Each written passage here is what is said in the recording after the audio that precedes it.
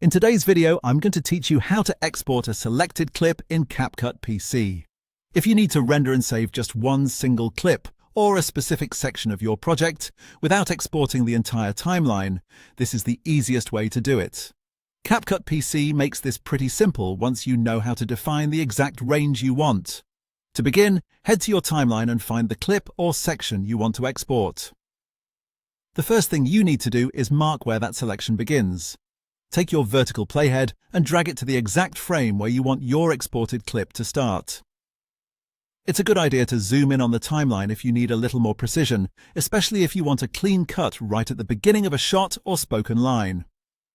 Once the playhead is positioned at the correct starting point, press the I key on your keyboard. This sets your in point. As soon as you do that, you'll notice CapCut starts highlighting the timeline in blue from that exact frame. That blue highlight is important because it shows the range you're actively selecting for export. Next, you'll mark where the selection ends. Move the playhead to the exact frame where you want the clip to stop. Again, take a second here to make sure the playhead is placed accurately, since this determines the final endpoint of your exported file. When you're ready, press the O key on your keyboard to set the out point.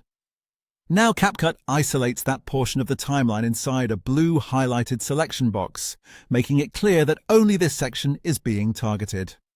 With your in and out points set, you're ready to export just that selected clip. Go to the top right corner of the screen and click the blue Export button. CapCut will automatically lock the export duration to the highlighted range between your in and out points, so you don't have to manually trim anything again in the export window. From there, choose your preferred video quality settings. Depending on your project, that might include resolution, frame rate, or other export options.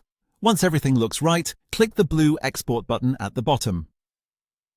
CapCut will then render only the selected section you marked, instead of exporting the full project timeline. And that's it. You've successfully exported a selected clip in CapCut PC quickly, accurately, and without any extra trimming afterward.